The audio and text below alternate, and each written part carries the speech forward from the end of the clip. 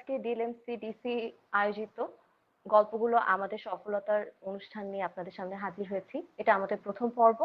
আম, আমরা আমাদের delta medical কলেজের বিভিন্ন বিভিন্ন ঘটনা, বিভিন্ন সফলতা এগুলো নিয়ে আজকে আলোচনা করব। আজকে আমাদের মাঝে অতিথি হিসেবে উপস্থিত আছেন আমাদের সবার প্রিয় ডিএলএমসি 3 ব্যাচের ডক্টর সাইফ আব্দুল্লাহ কৌশিক ভাইয়া। ভাই আজকে আমাদের সাথে তার জীবনের বিভিন্ন সফলতার কাহিনী, ডেল্টায় থাকাকালীন সময়ে তার জীবনের অভিজ্ঞতা সম্পর্কে কথা বলবেন। আসসালামু আলাইকুম ভাইয়া। ওয়ালাইকুম আসসালাম। কি খবর তোমাদের? হ্যালো। ভালো আছেন? হ্যালো, শুনতে পাচ্ছ? জি জি ভাইয়া, আপনি ভালো আছেন ভাইয়া? এই তো, তুমি কেমন আছো? জি ভাইয়া, আলহামদুলিল্লাহ ভালো আছি। ভাইয়া, আমরা আজকে আমাদের অনুষ্ঠান শুরু করার আগেই একটা শো বার্তা নিয়ে আমাদের অনুষ্ঠানটা শুরু করতে চাচ্ছি। আমরা সবাই জানি যে আমাদের প্রিয় আম, আমাদের প্রিয় খালিক যে চাচা। আমাদের খালেক খালিক চাচা চাচা। খালেক চাচা গতকালকে করোনায় আক্রান্ত হয়ে মারা গিয়েছেন। উনি আমাদের ডেল্টার হুম, শুরু থেকে উনি ছিলেন এবং শুরু থেকে উনি আমাদের গ্যালারি 1 আর 3 তে বিভিন্নভাবে আমাদের সাহায্য করেছেন এবং উনি অনেক আন্তরিকভাবে আমাদের সাথে থেকেছেন।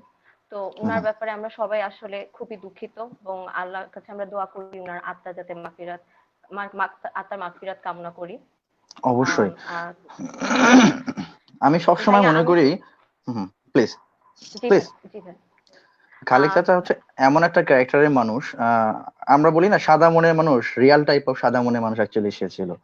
মানে জি আমরা তো ফার্স্ট থেকেই তাকে পেয়ে আসছি, তোমরাও তো পেয়েছো, বিকজ সে তো একেবারে ডিএলএমসি 1 থেকে রেস্ট অফ দ্য টাইম এই পর্যন্ত ছিল।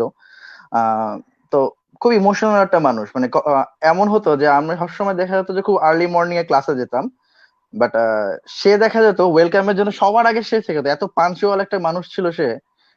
যে এমনও হয়েছে আমি 7টায় হয়তো বা কোনো কারণে চলে গিয়েছি ডেল্টায়, বাট তারপরও দেখি যে সে সলিমুল্লাহ একবারে নদীর ওপার থেকে সে আসে, কেরানীগঞ্জ থেকে। বাট সে 7টার আগেই দেখা যেত যে ঠিকই লেকচার গ্যালারি খোলা রাখছে। এটা সত্যি খুব পাঞ্চুয়াল একটা মানুষ ছিল। জি। মানে উনার কখনো আমি আসলে কখনো দেখিনি উনাকে কখনো কোনো কিছুতে দেরি করে আসতে, বা উনি আসলে আমাদের খুব সাহায্য করতেন। এক্স্যাক্টলি। আলম জি। আম, আচ্ছা ভাই, আমরা তাহলে শুরু করি।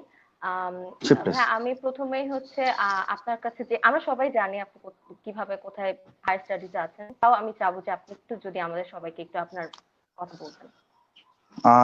হায়ার স্টাডি বলতে আমি এখন কোর্সে আছি, ডিপ্লোমা অ্যানেস্থেশিয়া ডিএ কোর্সে, পোস্ট গ্রাজুয়েশন কোর্স। এটা সিএমএইচ এএফএমআই এর আন্ডারে হয়, আর্ম ফোর্সেস মেডিকেল ইনস্টিটিউট।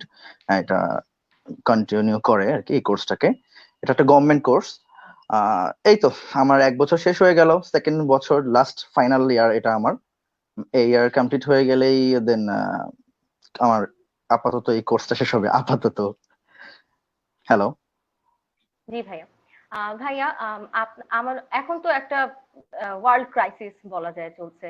করোনাকালীন একটা খুব সময় চলছে, যে সময়টাতে কম বেশি আমরা সবাই একটা খুব মানে একটা এমন একটা সমস্যায় পড়েছি যেটাতে কখনো মানে কিভাবে যে উতরে আসবো আমরা ঠিক সব কেউ জানি না।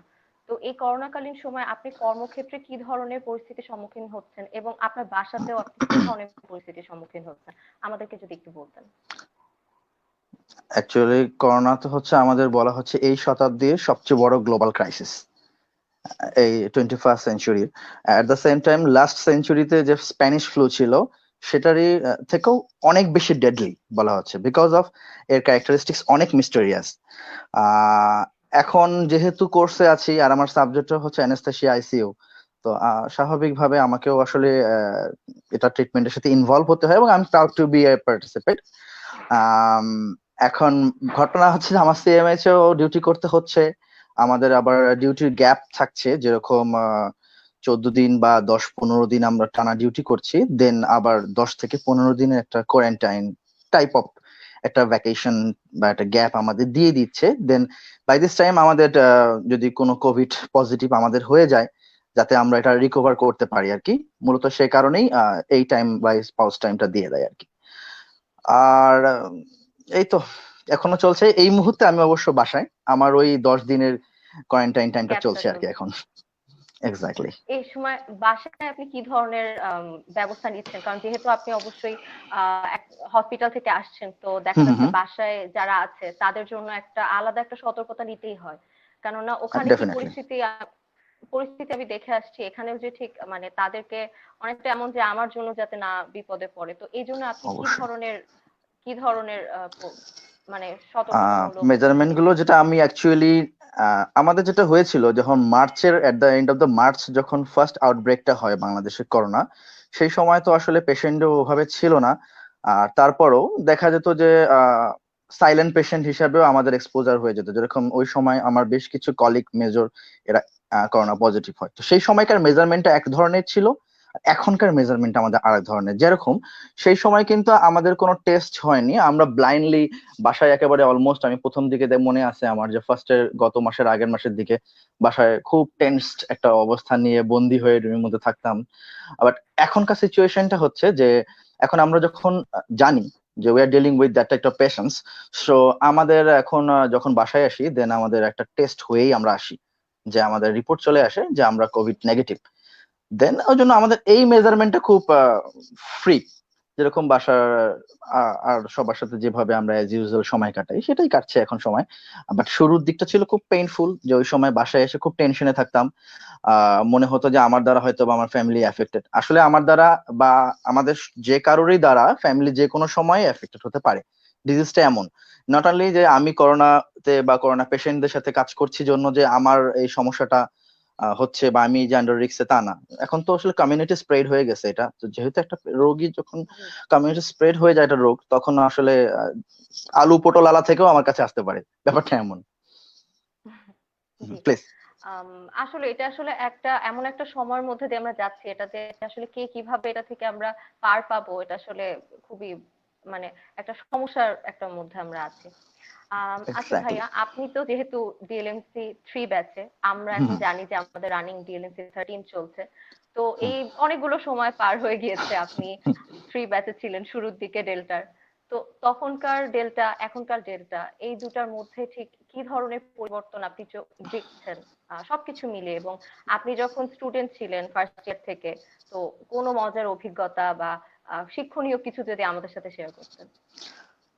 আমরা যে ডেল্টায় ছিলাম সেই ডেল্টাটা কেউ চিনতো না, হচ্ছে মজার ব্যাপার। ডেল্টা বলতে তখন ডেন্টাল মনে জি। করতো। এটা আমি পার্সোনালি ফ্যামিলি লেভেল থেকে শুরু করে ফ্রেন্ড সার্কেল সব জায়গাতেই আমাকে আসলে এক্সপ্লেইন করতে হতো ডেল্টা ইজ এ ক্যান্সার হাসপাতাল, বাংলাদেশের ফার্স্ট ক্যান্সার হাসপাতাল, ওটা একটা মেডিকেল কলেজ খুলেছে, আমি ওটা থার্ড ব্যাচে আছি। মানে ইন্ট্রোডাকশনটা হতো 3টা লাইন দিয়ে আমার। সো এখন আসলে 14 বছর পরে এসে মোটামুটি আমি যেটা দেখি যে সবাই ডেল্টা চিনে। ভালো ইনস্টিটিউট খারাপ ইনস্টিটিউট যেটাই হোক, বাট ডেলটাকে সবাই চিনে। এটা হচ্ছে ব্যাপার, পার্থক্যটা এখানে একটা। দ্বিতীয় পয়েন্ট হচ্ছে আগের ডেল্টাটা খুব সুন্দর ছিল, খোলামেলা ছিল। তোমরা যে ডেল্টাটা এখন দেখছো বিল্ডিং এর পর বিল্ডিং, সেটা এরকম ছিল না। বাগান ছিল, খেলার জায়গা ছিল, টেবিল টেনিস কোর্ট, টেনিস তো না, ব্যাডমিন্টন কোর্ট ছিল, মানে অনেক চেঞ্জ ছিল অ্যাকচুয়ালি। ওই সময়টা ভালো লাগতো, খোলামেলা ছিল। বাট এখন আসলে সময়ের সাথে সাথে তোমাদের জনসংখ্যা যেরকম বাড়ছে ব্যাচ বাই ব্যাচ, তো পেশেন্টও বাড়ছে হয়তো বা, সেই সব প্রেক্ষিতে ডেল্টা অনেক চেঞ্জ। বাট অথরিটি চেঞ্জ না, মোস্ট প্রবাবলি। অথরিটি আগেও যেমন পোর ছিল, এখনো ওইরকমই পোর। মানে সবকিছু চেঞ্জ হলেও এই একটা জিনিস তারা ধরে রেখেছে জি। আনচেঞ্জড ভাবে। অথরিটি সেম আছে। আর এই তো হ্যাঁ, স্টুডেন্ট লাইফটা। আপনাদের তো আহ, exactly, authority. Please carry on.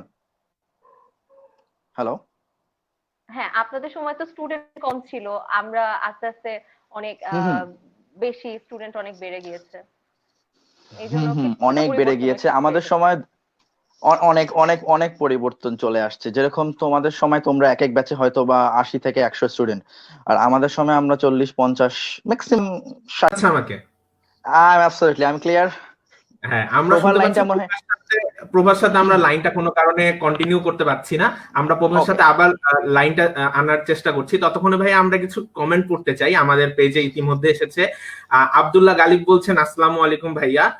Redwan ওয়ালাইকুম আকন্দ আসসালাম। আমাদের সাথে আছেন। হুম হুম। তৌফিক নাইম বলছেন ডিএলএমসি ডিসি লাভ। এছাড়াও সারার আহমেদ শায়রি বলছেন আসসালামু আলাইকুম ভাইয়া। আসলে আপনার ওয়ালাইকুম ভাইয়া আসসালাম। জুনিয়ররা অনেকে আছে, আপনার স্টুডেন্টরা আছে, সবাই আপনাকে দেখছেন এই মুহূর্তে। আহ, অনেকেই জিজ্ঞেস করছেন, সাকিব বলছেন কৌশিক স্যারের আইটেম গুলা মিস করি। ভাইয়া সাকিব আহা, বলছেন কৌশিক অনেক স্যারের item- ফাঁকিবাজি, অনেক ফাঁকিবাজি আইটেম ছিল, তাই না? ভাইয়া নিয়াজি বলছেন ভাইয়া আপনারা তো নবীন বরণ পেতেন, আমরা এখন পাই না। তোমরা আসলে অনেক কিছুই পাও না। আর বড় কথা হচ্ছে অথরিটি তো বললামই, খুবই সুপার ডুপার হিট অথরিটি। তো এখন এদের কাছ থেকে আসলে বেশি কিছু আশা করাটাও মনে হয় নিজের জন্য অন্যায়। মানে এরা, কি বলবো, তোমরা তো নিজেরাই জানো তোমাদের অথরিটি কত রিচ, কত ভালো। এই জায়গাতে ভাইয়া কামরুন নাহার লতা বলছে সব আদায় করে নিতে হয়, এই ধরনের একটা কমেন্ট ভাইয়া লতার কাছ থেকে এক্সাক্ট। পেয়েছি। হ্যাঁ, এটা তোমাদের credit, actually credit goes to you, because তোমাদের ডিপার্টমেন্ট গুলোকে বলছি, তোমরা এখন যারা আছো ডিএলএমসি, মনে হয় 7, 8, 9, 10, রেস্ট অফ 14, 14 না 13 পর্যন্ত, এখন তোমরা 13 পর্যন্ত। সো অ্যাকচুয়ালি তোমরা এখন এগুলি আদায় করে নিতে পারো, এবং এটা খুব ভালো লাগে যখন দেখি যে অন্যায়কারীর কাছ থেকে তোমরা ছিনে নাও তোমাদের দাবিগুলো। Very encouraging. বাট আমরা এটা পারিনি, বিকজ আমাদের আসলে ওই পরিমাণ লোকবল ছিল না। 2, 3, 4টা ব্যাচ নিয়ে আসলে আমরা ওই সময় চলতাম। সো দেখা যেত যে অনেক কিছু করার ইচ্ছা থাকলেও আমরা আসলে অনেক কিছু করে উঠতে পারিনি, অপূর্ণতা ছিল। আর তোমরা সেটা পূরণ করে দিয়েছো, ভালো লাগে, দূর থেকে দেখলে ভালো লাগে। তৌফিক নাইম বলতেছে সাইফ ভাইয়া জোস একজন মানুষ। এই ব্যাপারটা ভাই আমরা সবার কাছেই শুনি, আমরা যারা জুনিয়ররা আছি সবার একটাই কথা যে সাইফ কৌশিক ভাইয়া খুব জোস একজন মানুষ। ভাই এই জায়গাটা যদি আপনি আমাদের সাথে একটু বলতেন যে ডেল্টার এমন একটি জায়গায় যখন ডিএলএমসি 3 এখন আপনি ছিলেন, এখন 13 ব্যাচ, জুনিয়রদের সাথে আপনার রিলেশনটা আসলে কোন জায়গায়, বা কলেজের সাথে আপনার সম্পর্কটা কেমন, এই ব্যাপারটা যদি একটু বলতেন। আসলে এখন অনেক এমন জুনিয়র আছে যে আমি ওদেরকে আসলে চিনিও না। কারণ হচ্ছে স্বাভাবিক, অনেকদিন যাওয়া আসা হয়ে ওঠে না। আম, আর জোজ বলতে আসলে ওরা আমাকে কতটুকু চেনে আমি জানি না, বিকজ তোমরা পর্যন্তই মনে হয় আমাকে পেয়েছো, সেটাও স্টুডেন্ট লাইফে বা ভাইয়া হিসেবে খুব কম পেয়েছো।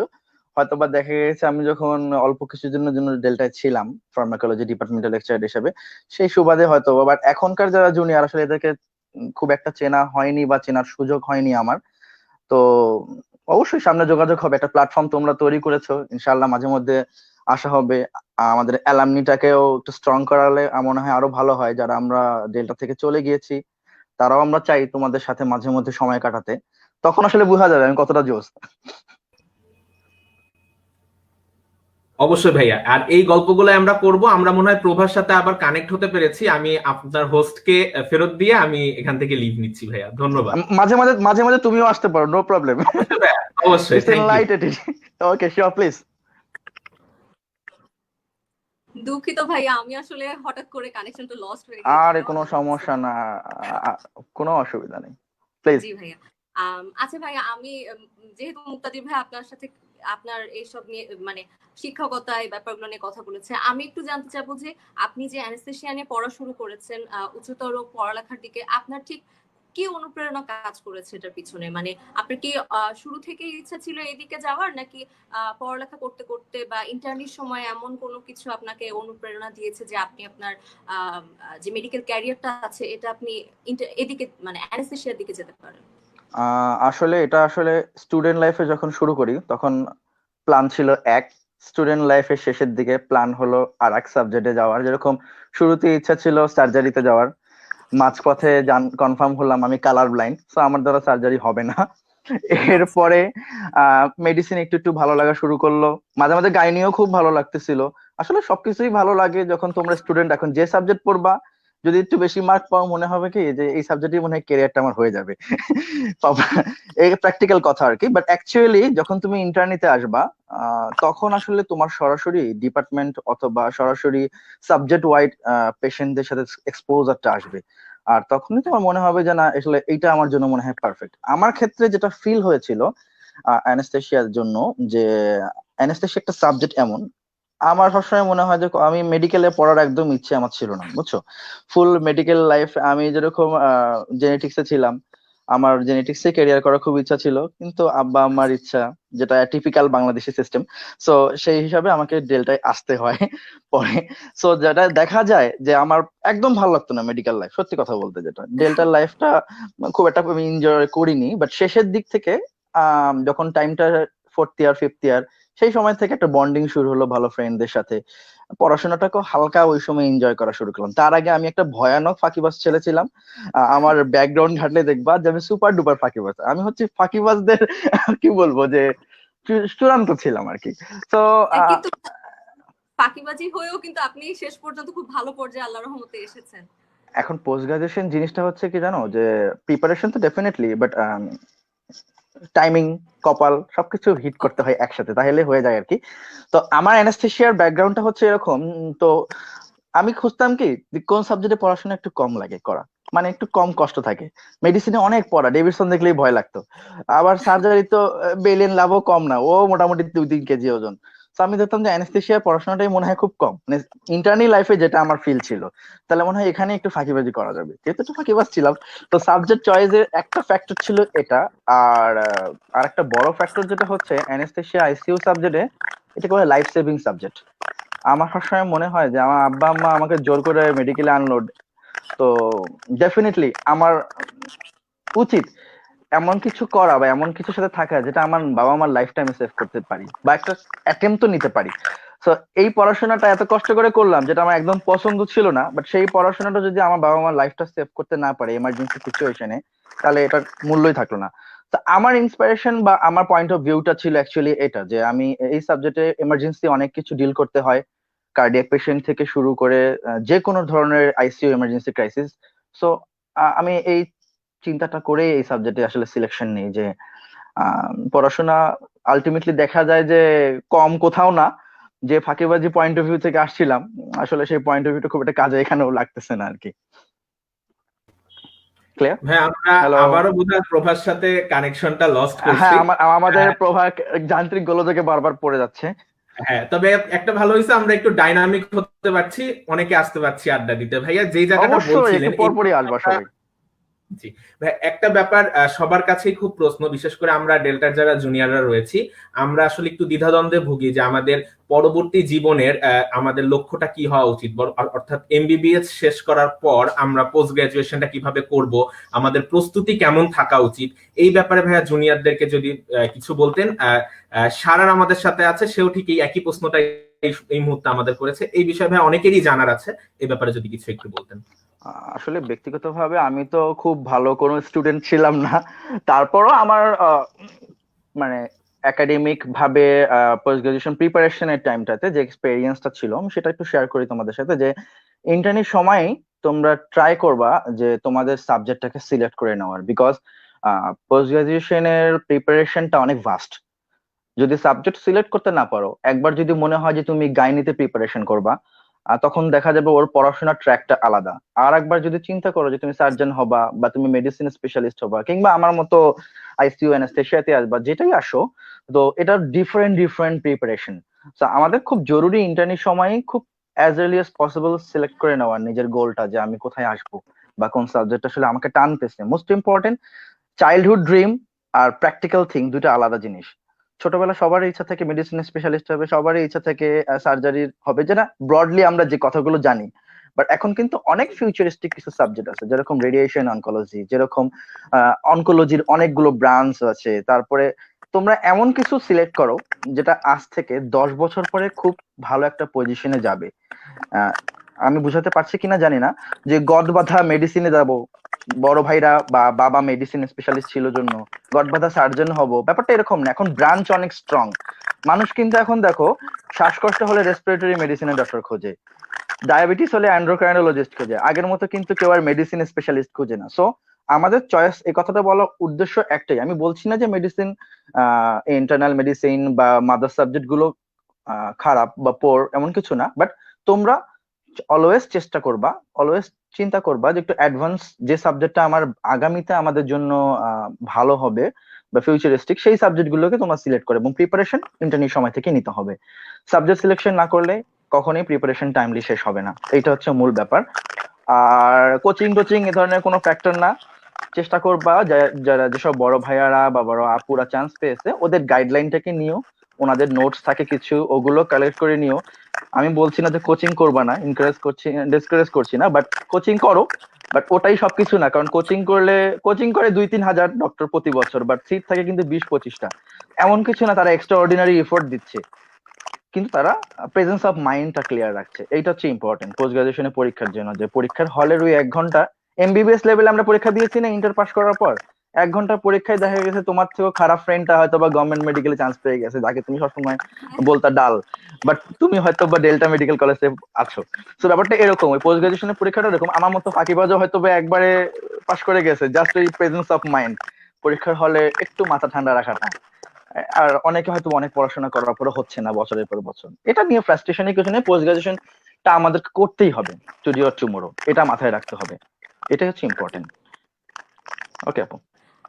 ভাই আমাদের কমেন্ট সেকশনে কমেন্ট এসেছে, নিয়াজি মেহরাব উনি প্রশ্ন করেছে যে অ্যানেস্থেসিয়াতে কি ভাইয়া আসলে পড়ালেখা কম?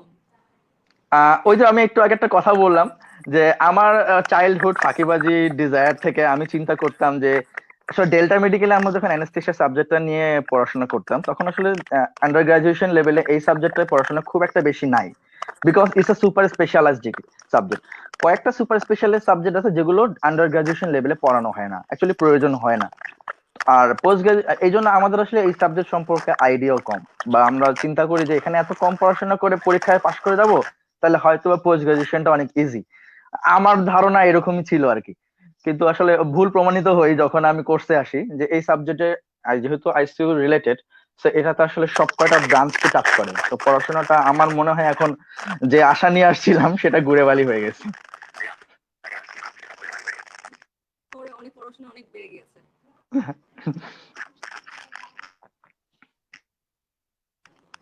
হ্যালো হ্যালো ভাই, জি শুনতে পাচ্ছি। প্লিজ বলো, আমার কথা কি ক্লিয়ার?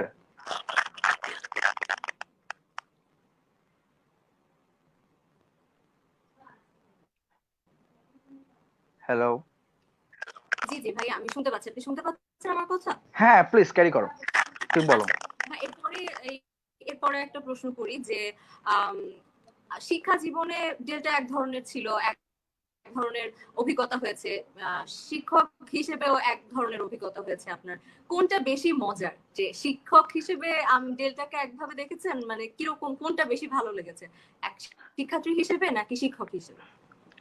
আসলে স্টুডেন্ট লাইফ অলওয়েজ খুব টাচিং একটা পার্ট, বিকজ তোমরা এখন স্টুডেন্ট, হয়তোবা তোমরা এটাকে এখনো ফিল করছো না, বাট যখন আমাদের মতো বের হয়ে আসবা তখন আসলে এই দিনগুলোকে ফিল করবা। ধরে নাও যে ফ্রেন্ডদের সাথে একটু পালায় যাওয়া ক্লাস থেকে, আমার ছেলে হিসাবে আমি বলি, যেরকম ক্লাসের ফাঁকে পিছনের গেট দিয়ে গিয়ে টিটি রুমে গিয়ে টিটি খেলতাম ঘন্টার পর ঘন্টা, এই সময়গুলো অনেক মিস করি। সো স্টুডেন্ট লাইফটা এক ধরনের যেটা আসলে খুবই টাচিং একটা পয়েন্ট। আর প্রফেশনাল লাইফটা আসলে যান্ত্রিক। এই লেভেলে এসে যখন আমি ডেল্টা এর টিচার হিসেবে আসলাম, তখন তো আসলে প্রফেশনাল, চাইলেও তোমাদের সাথে অনেক কিছু করতে পারতাম না। তোমরা হয়তো বা আমাকে পার্সোনালি সবাই ভাইয়া ডাকো, বিকজ আমার ছোট বোন তোমাদের ব্যাচমেট অথবা সিনিয়র আপু। তো এই প্রেক্ষিতে ডেল্টা সব ছোট ভাই বোনরাই হচ্ছে আমার ছোট, যত ব্যাচ জুনিয়রই আসুক না কেন, আসলে আমি তোমাদের বুড়ো বয়সেও ভাই হিসাবেই থাকবো। ব্যাপারটা এমন আর কি, যে একই ইনস্টিটিউটের যেহেতু আমরা।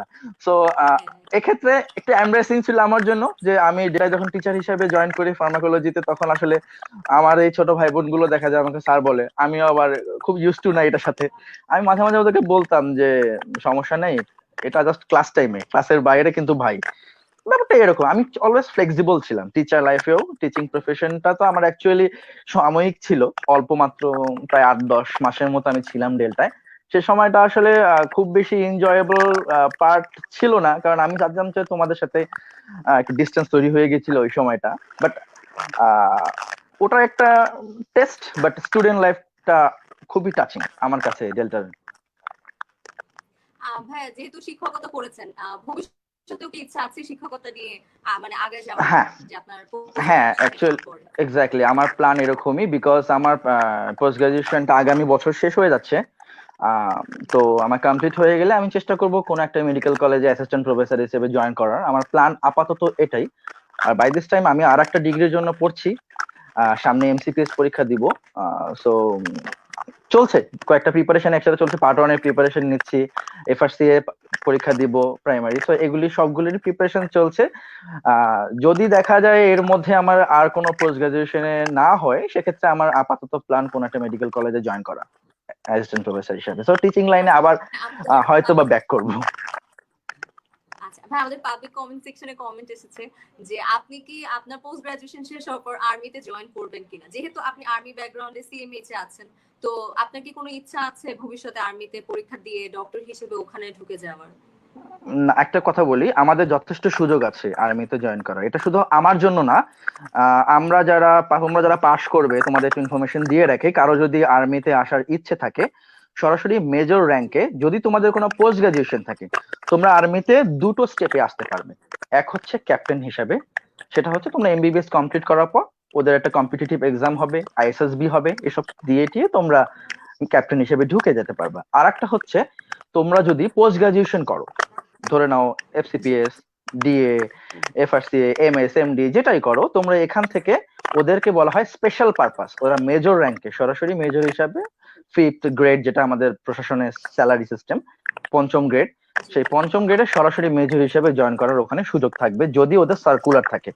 ওই সময় তুমি জয়েন করবা অ্যাজ এ স্পেশালিস্ট, যেহেতু তোমার একটা পোস্ট গ্রাজুয়েশন ডিগ্রি হয়ে গেছে। তো আমাদেরও একইভাবে, আমি এখন স্টেশনেতে আছি, আর যথেষ্ট সুযোগ আছে এখানে যদি ওদের সার্কুলার ইন ফার্দার হয় বা জয়েন করার। যেরকম আমাদের যারা ব্যাচমেট আছে অ্যানেসথেসিয়াতে, আরো অন্য কলিগরা সিভিল থেকে যারা আছে, তারা হয়তো বা কোর্স কমপ্লিট করে আর্মিতে জয়েন করবে।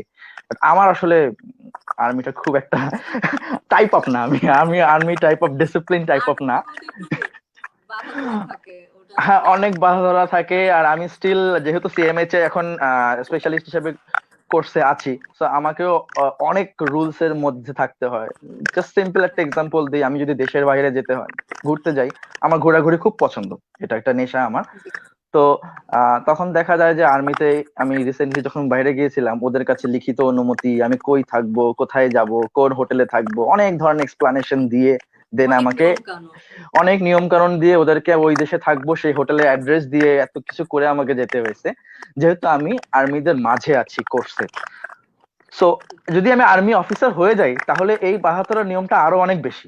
আমার দ্বারা আসলে এত এত বাধা ধরা সম্ভব না, সেজন্য আমি সম্ভবত আর্মিতে জয়েন করব না, সুযোগ থাকলেও আর কি। ভাই, আপনার কি শিক্ষকতা নিয়ে ডেল্টা ফেরত আসার কোনো ইচ্ছা আছে, যে আবার আমি যে আমার জায়গায় ফেরত যাই? আসলে একটা আত্মিক সম্পর্ক জড়িয়ে তো অবশ্যই আছে আমাদের। ডেফিনেটলি। এখন আসলে ঘটনাটা কি, যে day by day delta situation গুলো আসলে অনেক, কি বলবো, খারাপের দিকে যাচ্ছে। যেরকম ওয়ার্কিং এনভায়রনমেন্ট অ্যাকচুয়ালি এখন আর আগের মতো নেই।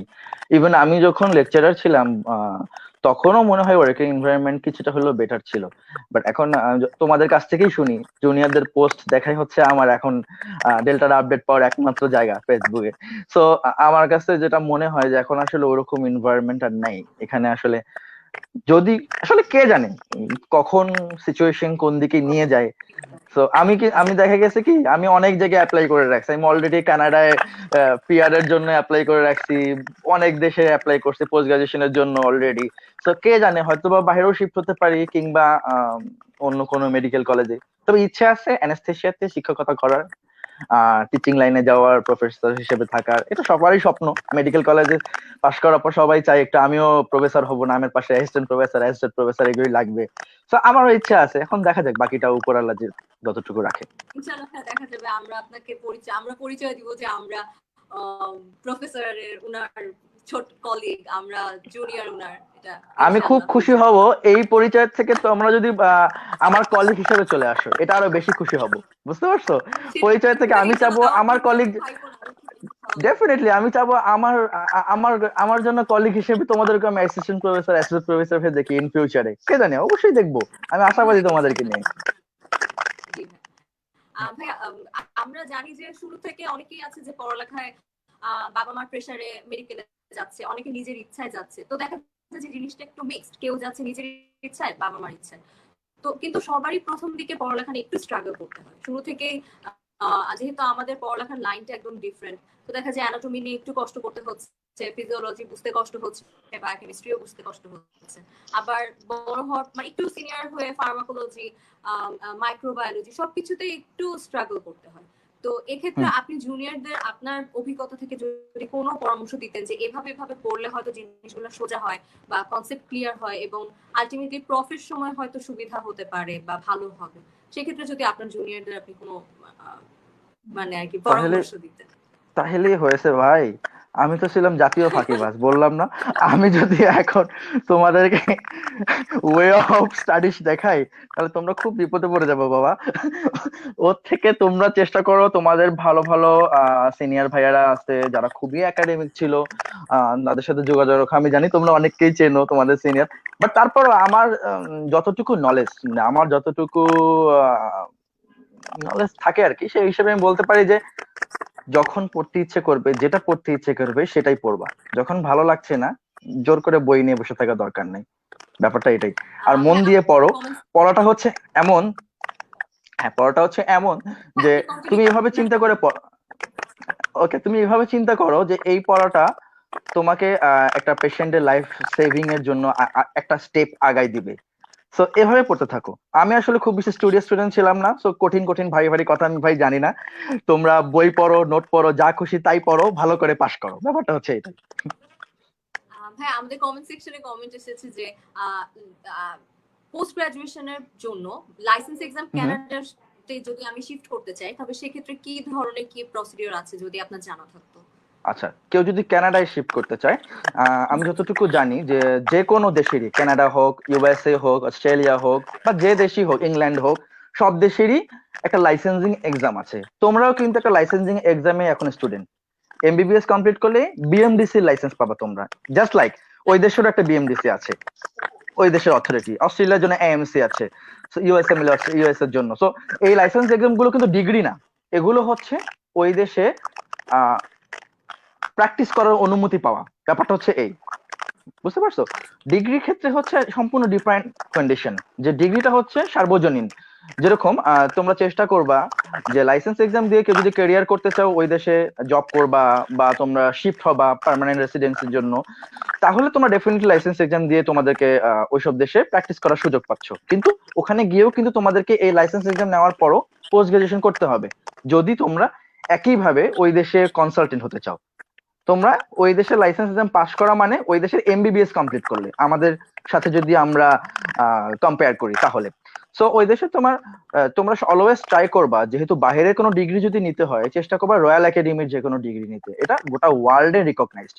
সুবিধা হচ্ছে তোমরা যদি রয়্যাল একাডেমির কোনো ডিগ্রি নাও, তাহলে তোমাদের কিন্তু ওই দেশে প্র্যাকটিসের জন্য লাইসেন্স এক্সাম দেওয়া লাগছে না, এক্সেপ্ট ইউএসএ। কানাডার জন্য তোমাদের লাইসেন্স এক্সাম দেওয়ার কোনো প্রয়োজনই নাই। তোমরা যদি কোনো বাইরের দেশের রয়্যাল একাডেমি, যেরকম ইংল্যান্ডে আছে, অস্ট্রেলিয়াতে আছে, এডিনবার্গে আছে, তারপরে আয়ারল্যান্ডে আছে, এগুলো এসব জায়গা থেকে যদি তোমরা কোনো একটা ডিগ্রি নিতে পারো, তাহলে তোমাদের লাইসেন্স এক্সাম দরকার নেই, তোমরা সরাসরি ওখানে কনসালটেন্ট হিসেবে চলে যাবা। আর একটা ছোট বাংলাদেশের একটা ডিগ্রির কথা বলি, আমাদের দেশের কোনো ডিগ্রি কিন্তু ইন্টারন্যাশনালি রিকগনাইজড না, এটা একটু ব্যাড নিউজ আমাদের জন্য। আমাদের দেশের এক্সেপ্ট কিছু কান্ট্রিতে রিকগনাইজ, যেরকম মালদ্বীপ, সাউথ ইস্ট এশিয়ার কিছু কান্ট্রি আছে, এগুলিতে। আদারওয়াইজ আমাদের দেশের এফসিপিএস অ্যানেস্থেশিয়া, এইটা হচ্ছে গোটা ওয়ার্ল্ডের, আমি যতটুকু জানি যে 82টা দেশে রিকগনাইজড। সো অ্যানেস্থেশিয়া কেউ যদি ক্যারিয়ার করতে চাও, এফসিপিএস দিলেই চলবে, আর কোনো পোস্ট গ্রাজুয়েশন প্রয়োজন হবে না। শুধু এফসিপিএস এর কথা বলছি, নট এমডিএমএস। আমাদের দেশে কোনো এমডিএমএস ইন্টারন্যাশনালি রিকগনাইজ না। সো কেউ যদি মনে করো আমাদের দেশে এমডিএমএস করে তোমরা ওই দেশে গিয়ে ক্যারিয়ার করবা, তাহলে পসিবল না, আবার ওখানে গিয়ে এমডিএমএস এর জন্য পড়তে হবে। বাট আমাদের দেশের এমডিএমএস আমাদের দেশের জন্য এনাফ, আমাদের দেশে জব করার জন্য। হ্যাঁ, আরেকটা প্রশ্ন এসেছে, তাহলে মানে আমাদের লাইভ সেকশনে কোশ্চেন এসেছে যে তাহলে কি এমআরসিপি করে কানাডাতে সেটেল হওয়া সম্ভব? এমআরসিপি করে কি তাহলে অবশ্যই সম্ভব। এমআরসিপি করে সম্ভব। আচ্ছা, এমআরসিপি করে কানাডাতে সেটেল হওয়া সম্ভব। নট অনলি কানাডা, এমআরসিপি করে আমেরিকা ছাড়া ওয়ার্ল্ডের মোটামুটি সব দেশে সেটেল হওয়া সম্ভব। মানে সেক্ষেত্রে আমাদের দেশ থেকে এমবিবিএস পাস করার পর তাহলে হাতে বেশ কিছু সুযোগ আছে যদি কেউ কানাডায় সেটেল হতে চায়।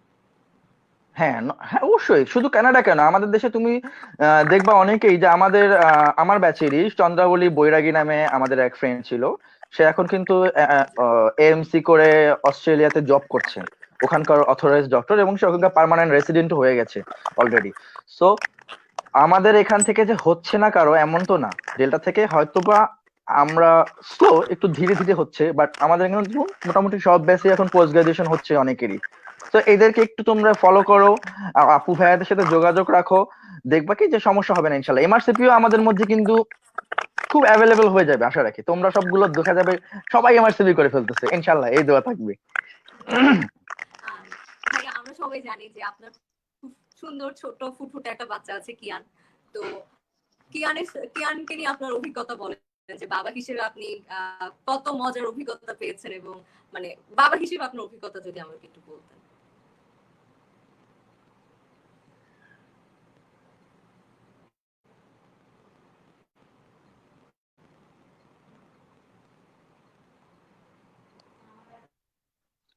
Hello, hello, hello. হ্যালো, ভাই শুনতে হ্যাঁ পাচ্ছেন? হ্যাঁ, আমি শুনতে পাচ্ছি, তুমি শুনতে পাচ্ছ? এবার আমি যান্ত্রিক গোলযোগে পড়ে গেছিলাম। জি ভাই বলেন। আহ কিয়ানকে নিয়ে আমি প্রশ্নটা আসলে শুনিনি, একটু প্লিজ যদি আরেকবার রিপিট মানে করো। আপনার যেহেতু ফুটফুটে একটা সুন্দর ছেলে আছে কিয়ান, তো বাবা হিসেবে আপনি কি কি অভিজ্ঞতা মানে আপনার হয়েছে, বা এটা আপনার জীবনে একটা নতুন মাইল ফলক, তো সেই হিসেবে আপনার অভিজ্ঞতা আমাদেরকে একটু বলুন। আসলে আমার বেবি হচ্ছে আমার জন্য ব্লেসিং। কিরকম করে, আসলে প্রতিটা বাবা মার কাছেই তার বাচ্চা ব্লেসিং, আমার ক্ষেত্রে আমার বেবি আমার জন্য ব্লেসিং। আর এর সবচেয়ে বড় একটা প্রুফ আমার হাতে আছে, সেটা হচ্ছে কিয়ান যেদিন হয়, তো আমি কি ওর মা যখন প্রেগনেন্ট হয় আর কি, তোমাদের আপু বা ম্যাডাম যেটাই বলো, উনি যখন প্রেগনেন্ট হয়, আহ, ঠিক প্রেগনেন্সির যে নিউজটা আমাকে দেয়, সকালে নিউজ পাই তোমার আপুর কাছ থেকে যে তোমার আপু প্রেগনেন্ট, আর বিকালে নিউজ পাই যে আমি পোস্ট গ্রাজুয়েশনে চান্স পেয়েছি। একেবারে এটা কাকতালীয় একই দিনে। সো কেন আমার জন্য একটা ব্লেসিং, আমাদের ফ্যামিলির জন্য একটা ব্লেসিং। আমার বাবা মা রিটায়ার্ড এখন, তো তাদেরও অনেক একটা ভালো সময় কাটে আমার পিচ্চিটাকে নিয়ে। সো ডেফিনেটলি একটা বাবু সব বাবা মার জন্য এটা ব্লেসিং। আমরা বাবুকে দেখেছি, মাশাআল্লাহ খুবই সুন্দর হয়েছে। ভাইয়া আমাদের লাইফ এখানে আরেকটা কমেন্ট এসেছে যে বাংলাদেশে কোন কোন সাবজেক্টে পোস্ট গ্রাজুয়েশনের জন্য স্কোপ বেশি, মানে কোন কোন সাবজেক্টের জন্য যদি যদি পড়ালেখা করি সেক্ষেত্রে আমি উচ্চতর ডিগ্রির জন্য বেশি সুযোগ পাবো। এখানে একটা ছোট কথা বলে রাখি, যে পোস্ট গ্রাজুয়েশনের ব্যাপারগুলো কোনোবারই কনস্ট্যান্ট না। ধরে নাও তোমার এবছর গাইনিতে, ধরে নাও আমি গাইনির কথা বলছি, যে ধরে নাও যে এবছর গাইনিতে 500 জনকে নিয়েছে পোস্ট গ্রাজুয়েশনে, হ্যাঁ, বাট এর ব্যাপারটা এরকম না যে আগামী বছরও গাইনিতে 500 জন চান্স পাবে। সো পোস্ট গ্রাজুয়েশনের ক্ষেত্রে সিট, সাবজেক্ট, টপিক, পড়াশোনার প্রেশার, কম্পিটিশন কোনো কিছুই কনস্ট্যান্ট না। এবছর অ্যানেস্থেসিয়াতে দেখা গেছে খুব সহজেই আমি চান্স পেয়ে গেলাম, বাট আমাকে দেখে হয়তো বা আমার আরো 10টা ফ্রেন্ড পরের বার পরীক্ষা দিল, কিন্তু দেখা গেল তাদের কেউই আর চান্স পায়নি, কারণ কি ওইবার হয়তো বা কম্পিটিশন অনেক বেশি ছিল, আমার বারে হয়তো বা কম্পিটিশনটা অনেক কম ছিল। ব্যাপারটা এরকম, সাবজেক্ট সিলেকশন, ধরে নাও 10,000 জন পরীক্ষা দিয়েছে, হয়তো বা অ্যানেস্থেসিয়াতে 2 জন মাত্র পরীক্ষা দিয়েছে, আর মেডিসিনে দিয়েছে 9,000 জন, তো 9,000 জনের মধ্যে কম্পিটিশনটা বেশি, আর 2 জনের মধ্যে কম্পিটিশনটা কম। এটা দেখে যদি তুমি আবার পরের বার চিন্তা করো যে আমি অ্যানেস্থেসিয়ায় ক্যারিয়ার করবো, তাহলে এটা তো সোজা, দেখবো ওইবার অ্যানেস্থেসিয়া দিয়ে গেছে 9,000 আর মেডিসিনে 2 জন, ব্যাপারটা এরকম আর কি। সো সাবজেক্ট কোনটা কোনবার ইজি, কোনটা কোনবারে চান্স পাওয়াটা সোজা, এটা আসলে প্রেডিক্ট করা খুব টাফ। আমাদের মনে হয় কি যে সব সাবজেক্টেই আসলে প্রিপারেশনটা খুব টাফ, খুব কম্পিটিটিভ। এই প্রিপারেশন নিয়ে আমাদের আগাতে হয়, কারণ আমরা নিজেরাও জানি না যে নেক্সট বার ফর্ম ফিল আপ করার সময় কোন সাবজেক্টে কতজন আমার কম্পিটিটর হবে। তো এই কারণে সবাই আমরা পড়ি। আর সাবজেক্ট সিলেকশনের ক্ষেত্রে একটু কেয়ারফুল থাকলেও, আমি তো এর আগেই বলেছি যে তোমরা চেষ্টা করবা একটু অ্যাডভান্স সাবজেক্ট গুলো নিতে, যে সাবজেক্ট গুলো তো আসলে ফিউচার খুব ভালো, যেরকম অনকোলজি, ব্লাড ট্রান্সফিউশন, এরকম অনেকগুলো নতুন সাবজেক্ট আসতেছে, যে সাবজেক্ট গুলো আমাদের সময় কিন্তু ছিল না। তো এই সাবজেক্ট গুলোকে তোমরা চয়েস করতে পারো। নিউক্লিয়ার মেডিসিন এগুলো কিন্তু খুব ভালো সাবজেক্ট। ভাই ডেল্টায় থাকাকালীন সময় আপনার সুখস্মৃতি কিছু আছে যে খুব মজার অভিজ্ঞতা?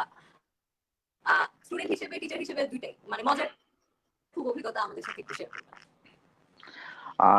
মজার অভিজ্ঞতা হচ্ছে স্টুডেন্ট হিসাবে যে প্রথমে খুব খারাপ লাগতো, খুবই বিরক্ত সবকিছু নিয়ে, মেডিকেল কলেজ নিয়ে বিরক্ত, টিচার নিয়ে বিরক্ত, অ্যাপ্রন নিয়ে বিরক্ত। আমি অ্যাপ্রন খুবই অপছন্দ করি, মানে আমি অ্যাপ্রন একদম পরি না, খুবই অগোছালো একটা ছেলে আমি।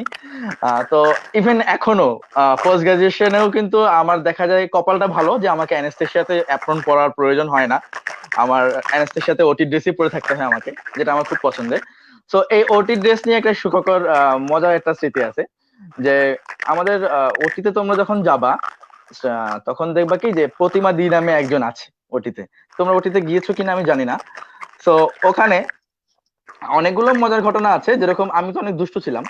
তো প্রতিমা দি দেখা যেত কি যে ড্রেস দিতে চেত না, বা বলতো যে এটা দেওয়া যাবে না, মানা আছে ডিরেক্টরের, এটা দেওয়া যাবে না, ডেল্টার এমডির মানা আছে, এই টাইপ অফ।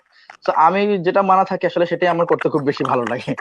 তো দেখা যায় আমি প্রতিমা যে ড্রেস দিবে না জন্য আমি প্রায় সময় একটা দুটো করে ড্রেস সরাই নিয়ে চলে আসতাম, যাতে আমার ড্রেসের কোনো প্রবলেম না হয় ওটিতে। তো এরকম অনেকগুলো ঘটনা যে ডেল্টায় আমি অনেক দুষ্টামি করতাম। স্টুডেন্ট লাইফে আমি খুবই দুষ্টু ছিলাম, আমার খুব বিশাল একটা রেপুটেশন আছে দুষ্টামির জন্য। তো এই স্টুডেন্ট লাইফে এরকম ছোটখাটো অনেকগুলোই ঘটনা, ফ্রেন্ড সার্কেল তৈরি হওয়া, বন্ধুদের সাথে এখনো সময় কাটানো, বন্ধুদেরকে একটা বন্ডিং তৈরি হয় আসলে স্টুডেন্ট লাইফে, যেটা তোমরা এখন ফিল করতেছো এবং দুদিন পরে এটাকে মিস করবা। তো এই জিনিসগুলি হচ্ছে আমার খুব সুখকর টাইম, আর খুব মজার মজার এই ঘটনাগুলোই আর কি লাইফে ওই সময় ঘটে গিয়েছিল। আর প্রফেশনাল লাইফে আসলে ওরকম সুখকর কোনো কিছু নেই, কারণ পুরোটাই হচ্ছে খুব পেইন্ট একটা টাইমের মাঝখান দিয়ে যাচ্ছিলাম, যে পোস্ট গ্রাজুয়েশন কবে হবে, জব করতেছি, বাট বাসা থেকেও বাবা মা বলছে যে ডিগ্রি নেওয়া দরকার, এই সেই, মানে আন্ডার। আসলে তোমরা যখন এমবিবিএস কমপ্লিট করবা, মাঝের এই সময়টা কোনো কিছু না হওয়া পর্যন্ত খুব একটা ঝামেলার একটা টাইম যায়, কারণ একটা আনসার্টেন সময় কাটাও তোমরা, বা সবাই মনে করে যে কোথায় যাব কি করব। তো ওই টাইমটা আসলে খুব বেশি আমার জন্য সুখকর ছিল না, বাট পোস্ট গ্রাজুয়েশন হয়ে যাওয়ার পর অনেক রিলিফ। এই হচ্ছে ব্যাপার, প্রফেশনাল লাইফ খুব কম সময় ছিল। তো আর স্টুডেন্ট লাইফের কথাগুলো তোমাকে বললামই। ভাইয়া, আপনি ক্যারিয়ারের জন্য কি দেশকে বেশি প্রেফার করেন নাকি দেশের বাইরে যাওয়াকে, মানে আপনার পার্সোনাল প্রেফারেন্স? আমরা যখন মেডিকেলের ইন্টার্নি করি বা যখন মেডিকেল স্টুডেন্ট হিসাবে পড়াশোনা শুরু করি, তখন দেশপ্রেম একটা বিশাল ফ্যাক্টর, বুঝছো। আমাদের ইমোশন অনেক বেশি কাজ করে, মনে হয় যে ডাক্তার হয়ে এই করব, ডাক্তার হয়ে সেই করব। But to be very honest, আমাদের দেশের প্রেক্ষাপটটা যদি তোমাকে একটু বলি, যে তুমি যদি বিসিএস দাও, আমার কিন্তু 39 এর রিটেন হয়েছিল, বাট আমি কিন্তু বিসিএস এ জয়েন করিনি। এটাও একটা তোমার এই কথাটা বলার প্রাসঙ্গিকতা এই জন্যই যে আমাদের দেশের ডক্টর প্র্যাকটিস বা ফিজিশিয়ানের যে প্র্যাকটিসে যে সুযোগটা, সেটা খুবই কম এবং খুবই পোর, বিকজ তুমি প্রতিটা ক্ষেত্রেই অনেকগুলো অবস্ট্রাগলের শিকার হবা। এই যে করোনার কথাই চিন্তা করো, করোনার সময় আমরা এত কষ্ট করছি ডাক্তাররা, তারপরে কিন্তু তুমি এদেশের মানুষদের কাছ থেকে ফিডব্যাক পাবা না। তাদের একটাই কথা থাকবে, তুমি নিজেও এজ এ ফিজিশিয়ান হচ্ছ আগামীতে, অলওয়েজ ফিল করবা যে তুমি আসলে কারো কাছ থেকে কখনো এনকারেজমেন্টটা পাবা না এই দেশে। বাট তারপরও আমাদের একটা দায়িত্ব থাকে, যেহেতু তুমি এই দেশের সন্তান, এই দেশে সার্ভ করা প্রত্যেকেরই একটা দায়িত্ব। So part of that rules, আমারও ইচ্ছে বাংলাদেশে থেকে আসলে বাবা মাকে নিয়ে জীবনে বাকি সময়টা কাটানো, যতটুকু নলেজ গেদার করব প্রফেশনাল লাইফে সেটা চেষ্টা করবো ইমপ্লিমেন্টেশনের। বাট সময় সুযোগ সবকিছু সবসময় একই রকম থাকে না। আর আমাদের দেশের আসলে প্র্যাকটিস প্রফেশন, আমাদের দেশের এনভায়রনমেন্ট কোনোটাই ডক্টর ফ্রেন্ডলি না। আমি তোমাদেরকে এই কথাটা বলছি এই জন্যই, তোমরা অনেকেই হয়তো বা পাশ করার পর অনেক ফ্রাস্ট্রেট ফিল করবা, যখন কোথাও মেডিকেল অফিসার হিসেবে যাবা, দেখা যাবে অশিক্ষিত একটা গ্রামের লোক অথবা একটা পলিটিক্যাল লোক এসে তোমার টেবিল চাপড়ায় বলতেছে, এই আমার সাথে আমার বাড়ি চল, এই আমার এটা ঠিক করে দে, এই সুস্থ করে দে এখনই। এসব কথা শুনতে এখন পোস্ট গ্রাজুয়েশন পড়া কিংবা এমবিবিএস কমপ্লিট করা একটা ছেলে বা মেয়ের আসলে খুব পেইন মনে হয়, যে এইসব অ্যাটিটিউড বা এইসব বিহেভিয়ার দেখার জন্য এত কষ্ট করে পড়াশোনা করছি।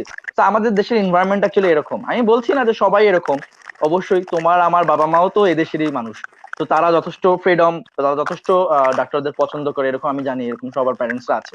বাট পুরো দেশটা এরকম না। বাইরের দেশে যেরকম ডক্টরদের অনেক সম্মান করা হয়, ইউটিউবে দেখতেছো না এখন করোনা নিয়ে বাইরের দেশে ডাক্তারদেরকে এনকারেজ করছে, পুলিশ এসে সাইরেন বাজায় যাচ্ছে, কত কিছু সম্মান দেখাচ্ছে, ইভেন ইন্ডিয়াতেও। বাট আমাদের দেশে আসলে এখন ওই কালচারটা তৈরি হয়নি। তো আমি বলবো যদি সুযোগ থাকে, যদি তোমার ক্যারিয়ার বাইরে করার ইচ্ছা থাকে, সো ট্রাই করতে পারো। ভাই আমাদের কমেন্ট সেকশনে কিন্তু অনেকবার অনেকেই রিকোয়েস্ট করছে যে আপনি আপনার মানে যখন স্টুডেন্ট লাইফে আপনার কোনো বন্ধুর সাথে কোনো মজার কথা একটু শেয়ার করবেন, মানে একটা স্পেসিফিক খুব মজার কাহিনী কোনো বন্ধুকে নিয়ে বা ক্লাসমেটকে নিয়ে বা টিচারদের সাথে, যেটা আমরা মানে একটু মজার কোনো কাহিনী যদি থাকে। মজার কাহিনী বলতে যে আসলে এরকম কাহিনী তো অনেক থাকে। আমরা প্রত্যেকে ডে বাই ডে যা ফ্রেন্ডদের সাথে যে সময়টাই কাটাইতাম স্টুডেন্ট লাইফে, বা তোমরা যেটা সময়টা কাটাও এখন স্টুডেন্ট লাইফে, সবই তো আসলে ফ্রেন্ড থাকলেই আসলে একটা ঈদের দিন, ব্যাপারটা এরকম, তাই না? আমি কখনো হোস্টেল লাইফ লিড করিনি, তো আমার এটা খুব দুঃখজনক একটা ব্যাপার। বাট আমার যেটা হতো যে আমি প্রায় সময় ফ্রেন্ড সার্কেলের সাথে হোস্টেলে রাতের বেলা থাকতাম, এই উদ্বাস্তুর মতো আর কি। এর রুমে থাকতাম, ওর রুমে থাকতাম, এই ফ্রেন্ডের বাসায় থাকতাম। মানে থাকতাম হচ্ছে একটাই করার জন্য, বাসায় থাকতো একটা কজ, সেটা হচ্ছে কালকে অনেক বড় পরীক্ষা, কালকে অনেক পড়াশোনা, কিছুই পড়াশোনা নাই আসলে, শুধু শুধু আড্ডা মারার জন্য যেতাম। তো এই ফাঁকিবাজি গুলো মেরে বাসা থেকে বের হতাম, মাকে বলতাম যে মা অনেক পরীক্ষা আছে, বাসায় তো এটা পড়া হবে না। তো আমার কয়েকটা ক্লোজ ফ্রেন্ড আছে, যেরকম অমি, তানজিম আনোয়ার, তোমাদের ডেল্টাতেই এখন উনি মেডিকেল অফিসার। তারপরে তোমাদের ইএনটির আরিফ ভাইয়া, তারপরে আমার ফ্রেন্ড আছে হাজ্জাস। আমি সাধারণত এদের বাসাতে এদের বাসাতে দেখা যাচ্ছে যে এই ফাঁকিবাজি গুলো মেরে বাসায় উল্টা পাল্টা বুজুং বাজুং বুঝিয়ে চলে যেতাম আড্ডা মারার জন্য সারা রাত। তো এই জিনিসগুলো আসলে অনেক মিস করি আমি, যে এখন চাইলেও বন্ধুদের বাসায় গিয়ে এভাবে থাকা হয় না। হয়তো একটা সময় তোমাদেরও এমন হবে। তো যতক্ষণ থাকবা, যে সময়টা তোমরা মেডিকেল লাইফে লিড করবা, সে সময়টা আসলে রোবট হয়ে যেও না, পুরো সময়টাকে এনজয় করো। আমার কথা হচ্ছে এইটা।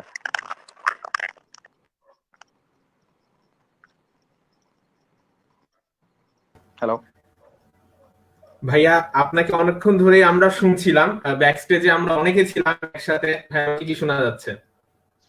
হুম, ভাই ক্লিয়ার, আমি শুনতে আমরা পাচ্ছি। অনেকক্ষণ ধরে, আমি শুন হ্যাঁ অনেকক্ষণ ধরে ব্যাক স্টেজে ছিলাম ভাইয়া, অনেক ধরনের প্রশ্ন আসছে। আসলে এত অল্প সময়ে একদিনে আমরা এতগুলো দিক আলোচনা হয়তো বা করতে পারবো না। বিশেষ করে পোস্ট গ্রাজুয়েশন রিলেটেড অনেক প্রশ্ন আমরা দেখতে পাচ্ছি আমাদের কাছে লাইভ সেকশনে ইতিমধ্যে এসেছে। এই জায়গা থেকে যদি একটু বেরিয়ে যাই, আমি একটু আমাদের স্টুডেন্ট ওরিয়েন্টেড দু একটা জিনিস আপনার সাথে একটু শেয়ার করতে চাই বা জিজ্ঞেস করতে চাই। ভাই আপনি তো জানেন যে আমাদের মেডিকেল কলেজের এনভায়রনমেন্ট একটা সরকারি মেডিকেল কলেজের মতো না। বিশেষ করে ক্লিনিক্যাল প্র্যাকটিস বা ওয়ার্ডের ব্যাপারগুলো আমরা আসলে ঠিক সেভাবে পাই না। তো আপনি তো এই জায়গাগুলোর ভিতর দিয়ে গিয়েছেন এবং এখন মোটামুটি একটা প্রতিষ্ঠিত জায়গায় পৌঁছেছেন।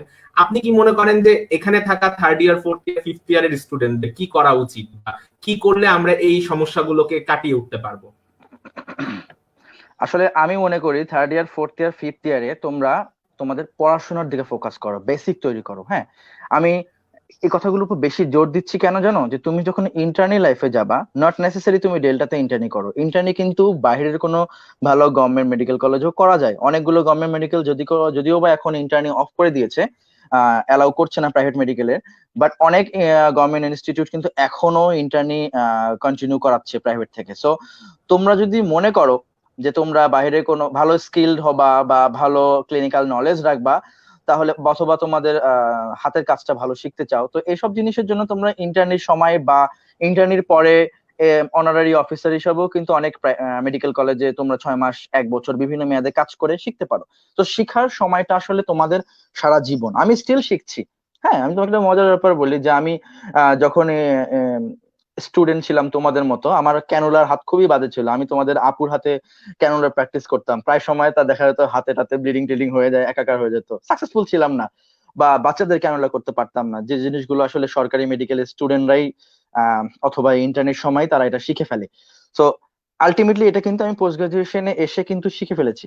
আমার ছোট একটা এক্সাম্পল দিলাম আর কি তোমাদের, যে যে জিনিসটা তোমরা ওখানে শিখছো না বা সুযোগ পাচ্ছ না, সেটা নিয়ে মন খারাপ না করে যেটা সুযোগ আছে সেই জিনিসটা আগে করে রাখো। আসলে জীবনে দুটো জিনিস খুব important, theory and practical. Practical নলেজটা যদি ওখান থেকে ঠিকমতো গেদার না হয়, জাস্ট ওয়েট, তোমার সামনে সময় আসছে। তুমি থিওরিটা দিয়ে আগে পাশ করে যাও, ভালো একটা রেজাল্ট করে নাও, দেন তুমি পার্সোনালি শেখার ইচ্ছা যদি কারো থাকে, তাহলে অবশ্যই পার্সোনালি সে কোনো একটা গভর্নমেন্ট মেডিকেলে গিয়ে 6 মাস বা 1 বছরের কাজ শিখে। এটা কিন্তু অনেকেই এটা করে, সিনিয়র দেখবা অনেক ভাইয়া আপুরাই ঢাকা মেডিকেলে, সোহরাদিতে, অনারারি মেডিকেল অফিসার হিসেবে কাজ করে নিজেদের হাতটাকে স্কিল করে নেয়, এবং এট দ্য সেম টাইম দেখা যায় যে ওখানে কাজ করতে করতে তারা কিন্তু ওদের একটা ভালো এনভায়রনমেন্টে থাকার জন্য পোস্ট গ্রাজুয়েশনের প্রতি একটা তাড়নাও পায়। সো আমি তোমাদেরকে বলবো, যারা খুব বেশি ফ্যামিলিকে ফিনান্সিয়াল সাপোর্ট দেওয়ার প্রয়োজন নাই যাদের, তারা অবশ্যই চেষ্টা করবা 2-3-4 মাস হলেও গভর্নমেন্ট একটা মেডিকেলে গিয়ে একটু কাজ শেখা ওয়ার্ডে। এই ক্ষেত্রে মেডিসিনে ক্যারিয়ার করলে মেডিসিনের কাজ শিখো ভালো করে, সার্জারিতে করলে সার্জারি কাজ শিখো। তো ব্যাপারটা এটাই যে টেনশন করো না, এখন ডেল্টাতে অনেক কিছুই কম পাচ্ছ, অনেক রোগীর ফ্যাসিলিটি কম, আমি নিজেও জানি, but at the end of the day তোমার হাত পাকা হয়ে যাবে যদি তুমি মনে করো যে তুমি একজন ভালো ফিজিশিয়ান হবা।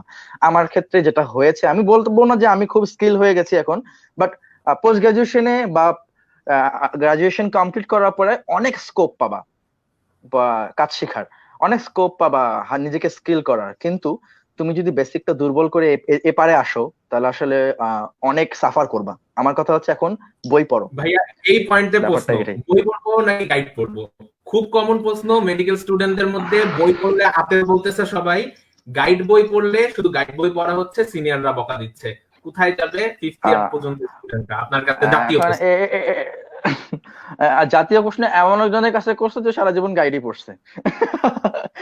না, তবে হ্যাঁ আমি এনকারেজ করব অবশ্যই বই পড়ার, তবে প্রাসঙ্গিক ওয়েতে পড়বা। মানে ওই থ্রো বাই লাইন আসলে পড়ে এই আন্ডার গ্রাজুয়েশন লেভেলে খুব বেশি কিছু উদ্ধার করতে পারবা না। তবে অনেকগুলো ইম্পর্টেন্ট টপিক থাকে।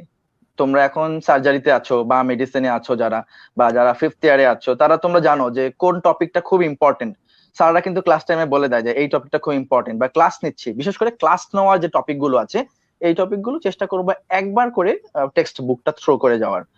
আর যারা তোমরা অ্যানাটমি, ফিজিওলজি, বায়োকেমিস্ট্রিতে এখনো আছো ছোট, তারা তো বই পড়তেই হবে ভাই, দত্ত পড়ার কোনো বিকল্প নাই। কিন্তু যারা একটু বড় ক্লাসে আছো, তোমরা যারা আছো যে তোমরা 5th ইয়ারে যারা বা 4th ইয়ারে যারা ক্লিনিক্যাল এক্সপোজার যাদের শুরু হয়ে গেছে, তো তারা চেষ্টা করবা ক্লিনিক্যাল দুইটা সাবজেক্টকে খুব ভালো করে চেষ্টা করো পড়ার। যখন ডেভিডসনটা তো খুব টাফ পড়া, বা ডেভিডসনের ইম্পর্টেন্ট টপিক গুলো তো পড়া যায়, যেরকম ডেঙ্গু পড়া যায়, এন্টারিক ফিভারটা পড়া যায়। তো এই ধরনের সিলেক্টিভ কিছু টপিককে ভালো করে পড়ো। আর আর বাকি সময় পাশ করার জন্য আসলে গাইড লাগে। সত্যি কথা, আমি নিজে তোমাদের টিচারও ছিলাম, আমি কিন্তু টিচিং টাইমে তোমাদেরকে কিন্তু কখনোই গাইড নিয়ে ডিসকাস করিনি। তোমরা গাইডের শুদ্ধ পাঠটাকে পড়ো, কোনো সমস্যা নেই। গাইড কোনো ভুল থাকে, ভুলটাকে কারেকশন করে নিও, ব্যাপারটা হচ্ছে এই। ভাইয়া আমরা আসলে আমাদের অনুষ্ঠানের একদম শেষ পর্যায়ে চলে এসেছি। তো বেশ কিছু প্রশ্ন আমার কাছে, আমার ইনবক্সে আসছে, লাইভে আসছে। দুই একটা প্রশ্ন আসলে আপনাকে না করলেই না। একটা কথা আসছে, ভাইয়া আমরা তো খুব খারাপ একটা সময়ের মধ্যে দিয়ে যাচ্ছি। আমরা মেডিকেল স্টুডেন্টরা সারা বাংলাদেশে বাসায় বসে আছি। কিছু কিছু জায়গায় ডেল্টার মতো এগিয়ে থাকা মেডিকেল কলেজগুলো অনলাইনে ক্লাস নিচ্ছে, অন্যরা অনেকেই হয়তো বা নিতে পারছে না। আসলে এই সময়টাকে আমরা কিভাবে কাজে লাগাতে পারি, বা আমাদের আসলে করণীয় কি, বা কি করলে এমন হতে পারে যে আমরা আমাদের প্রফেশনাল পরীক্ষা বা তারপরের সময়ের জন্য এগিয়ে থাকতে পারবো? যদি ছোট করে একটু দিক নির্দেশনা দিতেন। এখন হচ্ছে তোমাদেরকে দিক নির্দেশনা দিতে গেলে ব্যাচ ওয়াইজ দিতে হবে। ব্যাপারটা হচ্ছে যারা ফার্স্ট প্রফে আছো তাদের ক্ষেত্রে আমার মনে হয় কি যে এত সুন্দর একটা টাইম তোমরা বাসায় বসে থেকে সময়টা না কাটিয়ে একটু ফ্রেন্ড সার্কেলের সাথে, এখন তো আসলে তোমরা এই যে আমার সাথে যেরকম কনভারসেশন করছো, লাইভ কনভারসেশন, এরকম তখন প্রযুক্তি তো খুব স্মার্ট হয়ে গেছে। সো তোমরা নিজেদের মধ্যে একটু মাঝে মধ্যে দুই একটা কঠিন টপিক নিয়ে, যেটা তোমাদের কাছে ক্লাস টাইমে মনে হচ্ছে একটু কঠিন, সেটা নিয়ে তোমরা একটু নিজেদের মধ্যে ডিসকাস করো রাফলি। আসলে পড়াশোনাকে এনজয় করে পড়তে হবে, হ্যাঁ, খুব স্ট্রেস নিয়ে পড়ার দরকার নেই যে হায় হায় এই করোনা শেষ হয়ে গেলে তো আমার করোনা হয়ে যাবে, সামনে প্রপ দিয়ে দিবে। তো এভাবে স্ট্রেস নিও না, টিচারদের সাথে একটু যোগাযোগ রাখো, ওভার ফোনে কথা বলে স্যার দুই একটা টপিক বলেন যে টপিকটা একটু বেশি ইম্পর্টেন্ট, হয়তো বা সেই টপিক নিয়ে নিজেরা বা নিজেদের ফ্রেন্ডস লাইভে এসে নিজেরা আলোচনা করো, কথাবার্তা বলো। আর লাইভের ক্লাসগুলো তো আমি জানি বিশ্ব ফাঁকিবাজি ক্লাস, ওখান থেকে খুব বেশি উদ্ধার হচ্ছে না, সব তোমরা লাইভ দিয়ে সুন্দর মতন ঘুমাচ্ছ। তো চেষ্টা করো তোমাদের যারা ফাইনাল প্রফে আসো, বিশেষ করে তোমরা আমার হোস্ট যারা আছো, সো তোমরা চেষ্টা করো একটু পড়াশোনা গুছায় রাখতে ফাইনাল প্রফেট যারা, কারণ হচ্ছে যে তোমাদের হঠাৎ করে একটা পরীক্ষা দিয়ে দিবে, বিপদে পড়ে যাবা। আর ডেল্টা কখনোই তোমাদেরকে হেল্প করবে না, মনে রাখবা যে ডেল্টা অলওয়েজ চাইবে তোমরা ফেল করলে ডেল্টা খুশি হয়, কারণ 6 মাসের এক্সট্রা টাকা নিতে পারে, বুঝতে পারছো? সো তোমরা নিজেদের প্রিপারেশনটা নিজেদের মতো করে নিতে থাকো। আমি বলবো না যে আতেলের মতো সারাদিন পড়ো, আমি অলওয়েজ এটাকে প্রিফার করি না, আর আমি নিজেও কোনো কালে এরকম ছিলাম না। তো পড়ো যতটুকু প্রয়োজন, আর এই টাইমটাকে জাস্ট এভাবে কাজে লাগাও যে ইম্পর্টেন্ট টপিক গুলো পড়ে রাখো। সবকিছু তোমরা পারবা না, কারণ তোমাদের তো অনেক কিছু গাইডলাইন ওয়াইজ পড়াতে হবে। টিচার ক্লাস নিলে তাহলে না বুঝবা, টিচার যে ক্লাস নিতে পারছে না, তো তোমরা আর কি বুঝবা। তো যতটুকু জি তোমাদের মনে হয় ইম্পর্টেন্ট এই টপিকটা একটু পড়ে রাখি, একটু পড়াটা আগিয়ে থাকলো পড়ে রাখো। বাট আসলে কি প্র্যাকটিক্যালি বলতে গেলে ভ্যাকেশন টাইম এটা ওয়ান টাইপ অফ, সো এরকম সময় খুব ক্ষতি স্টুডেন্টের জন্য। কারণ হচ্ছে এই সময়টা পড়া আসলে হয় না, সবাই সবার বাসায় আসো, মহা আনন্দে গেম খেলতেছো, ফেসবুক চলতেছে, ইউটিউব চলতেছে, তো এইসবে আসলে পড়াশোনার জায়গাটা খুব কম থাকে। তারপরও চেষ্টা করো একটু একটু আগায় রাখতে পড়াটা। ভাইয়া একটা বিষয় যেটা এই সময়টা আসলে খুব কঠিন একটা সময় করোনার, আমরা যারা মেডিকেল স্টুডেন্টরা আছি সেটা প্রথম বর্ষ থেকে বা শেষ বর্ষ যারাই আছি, আমাদের যেমনটা হয় আমাদের আশেপাশে আসলে এখন অনেকেই করোনা আক্রান্ত হচ্ছেন, এবং আমরা প্রায় অনেকের কাছে আত্মীয় স্বজনের কাছেও শুনছি। খুব জেনারেলি আসলে আমরা তো খুব হ্যাপাজার্ড, আমরা WHO এর কাছ থেকে প্রতিদিন নিত্য নতুন কথা শুনছি, আমাদের জাতীয় স্বাস্থ্য ব্যবস্থা থেকেও আমরা কনফিউজ হয়ে যাচ্ছি। আমাদের যদি ভাইয়া বলতেন যে খুব শর্টে যে এই মুহূর্তে করণীয়টা কি, আমরা ঠিক কিভাবে থাকলে বেঁচে থাকতে মানে ভালোভাবে থাকতে পারবো, স্বাস্থ্যবিধিটা যদি এক লাইনে বা ছোট্ট করে একটু বলা যেত। আসলে আমরা খুব একদম শেষের দিকে চলে এসেছি তাই ছিলাম। ওকে, আমি বুঝতে পারছি। খুব সিম্পল, খুবই সিম্পল। তোমরা জাস্ট হাঁচি কাশি শিষ্টাচার মেনটেন করো, হাত ধোয়ার প্র্যাকটিসটা করো, যেটা বাঙালির একদম নাই। সো এটা ট্রাই করো। আর দ্বিতীয় কথা, গ্যাদারিংটাকে প্রিভেন্ট করো। করোনা এমন না যে হেঁটে হেঁটে তোমার গায়ে আসবে, করোনা এমন তুমি করোনার গায়ে পড়লে করোনা তোমার হবে। সো চেষ্টা করো যেন করোনা রিলেটেড বা সাসপেক্টেড কিংবা বাইরে যখন যাচ্ছ অলওয়েজ মাস্ক ইউজ করো। আর বাসায় থাকলে ভিটামিন সি খাও, প্রচুর পরিমাণে ভিটামিন সি জাতীয় খাবারগুলো খাও, পারলে সিভিট খাও। আমি আমার পার্সোনালি আমার বাসা সবার জন্য সিভিট খাওয়া একেবারে ম্যান্ডেটরি করে দিয়েছে প্রতি রাতে। সম্ভব হলে জিঙ্ক ট্যাবলেট আছে 20 mg, এগুলি হচ্ছে প্রিকশন, এগুলি তোমাকে করোনা থেকে বাঁচাবে না, কিন্তু এগুলি তোমার রোগ প্রতিরোধ ক্ষমতাটাকে বাড়িয়ে দিবে। যেটা হচ্ছে করোনাতে মানুষের টেলিএমফোসাইট অ্যাফেক্টেড, বুঝতে পারছো, যার জন্য আমাদের রোগ প্রতিরোধ ক্ষমতাটা কমে যাচ্ছে। তো আমরা যদি তাকে চাঙ্গা রাখি, যেটা আমাদের অ্যান্টিঅক্সিডেন্ট SEE, এটাকে যদি আমরা চাঙ্গা রাখতে পারি, তাহলে কিন্তু আমাদের করোনা জাস্ট একটা ভাইরাল ফিভার। তো এই ভাইরাল ফিভার খুব বেশি এফেক্ট করবে না যারা আমরা রেগুলার ভিটামিন সি বা SEE কন্টেনিং ফুড গুলো খাচ্ছি আর কি। তো এটাই তোমাদের করণীয়, যে বেশি বেশি ভিটামিন সি জাতীয় খাবার খাও বাসায়, বেশি বেশি পানি খাও, বিকজ ভাইরাস অলওয়েজ ইউরিনেশনের মাধ্যমে বা যে কোনো ওয়ে অফ এক্সক্রিশনের মাধ্যমে চলে যাচ্ছে। সো এগুলোর দিকে মাথায় রাখো, প্রচুর পরিমাণে ফ্লুইড খাও। আর এক্সারসাইজ করো। এক্সারসাইজটা কিরকম, বিছানায় শো, বুকের নিচে বালিশ দাও, দিয়ে শ্বাস নাও 1 2 3 করে 10 15 বার, প্রত্যেকে এটা করো। তাহলে দেখবা কি আমাদের ব্রিদিং এক্সারসাইজটা খুব ভালো হবে। করোনাতে অনেক বেশি লাংস এফেক্ট হচ্ছে। সো তোমরা যারা অল্প বয়সী বাচ্চা, তোমাদের তো আর কিডনি টিডনি এফেক্ট হবে না, কারণ ডায়াবেটিসও তোমাদের নাই, কিন্তু তোমরা অনেকে আবার বিড়ি টিডি খাও। সো ওই জন্য লাংসটাকে ভালো রাখতে হবে। সো এইদিকে মাথায় রাখো, ঠিক আছে? হ্যাঁ, আমরা আমাদের অনুষ্ঠানের একদম শেষে আমরা হয়তো বা আবার কোনো একদিন আপনার সাথে আড্ডায় আসতে পারবো। ভাই শেষ করে দিব আমরা 5টা প্রশ্ন, র্যাপিড ফায়ার রাউন্ড। প্রথমে যা মনে আসবে তাই বলতে হবে, ভাবা যাবে না। শিওর। আচ্ছা, করোনা ভাইরাস পরিস্থিতি শেষ হয়ে যাওয়ার পর প্রথম কোথায় ঘুরতে যেতে চাই? সম্ভবত থাইল্যান্ড যাব। থাইল্যান্ড। তাহলে আমরা থাইল্যান্ডের কিছু ভালো ছবি আশা করছি। ভালোবাসা বললে প্রথম কোন নামটি মনে আসে? তোমাদের আপু আর আমার মা। থ্যাংক ইউ ভাইয়া। ডেল্টায় সবচেয়ে পছন্দের শিক্ষক? সবাই পছন্দের, তারপরও যার কথা এখনো মনে পড়ে, যার লেকচার এখনো মনে পড়ে।